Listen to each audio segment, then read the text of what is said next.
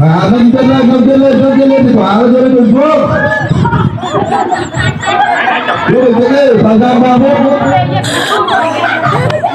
Thời gian 3 phút, bỏ tay. Nâng chân lên. Nâng chân lên chứ. Nâng chân lên thì quả như để lên xuống. Hay lên.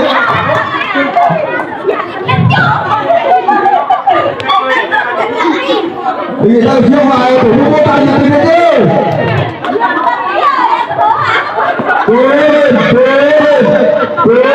đúng là cái chân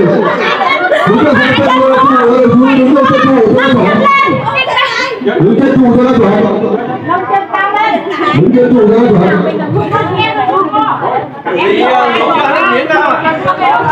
Các đồng chí đúng chân trụ cho nó chuẩn thì phải đúng chân này thôi.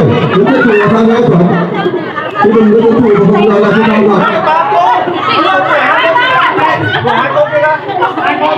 Tôi chỉ có là thay không phạm luật đâu.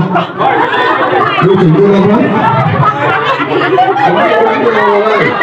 Rồi cái này lên đúng rồi. Đúng tăng lên. Cái này lên. Đúng một chân đúng lên này. Nhà trẻ cô lý phạm luật. Rồi cô lý phạm luật.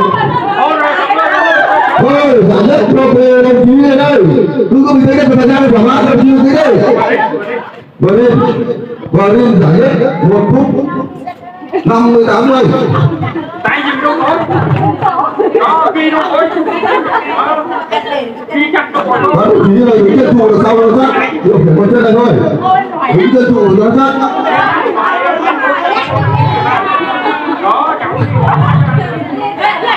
Cố lên.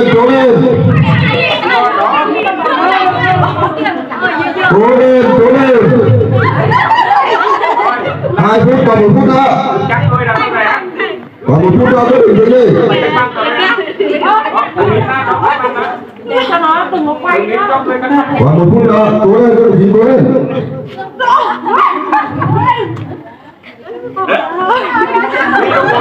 Các đồng chí cố lên.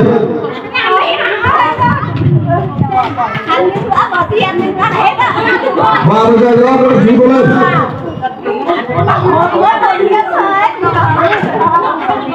Bình tĩnh đi.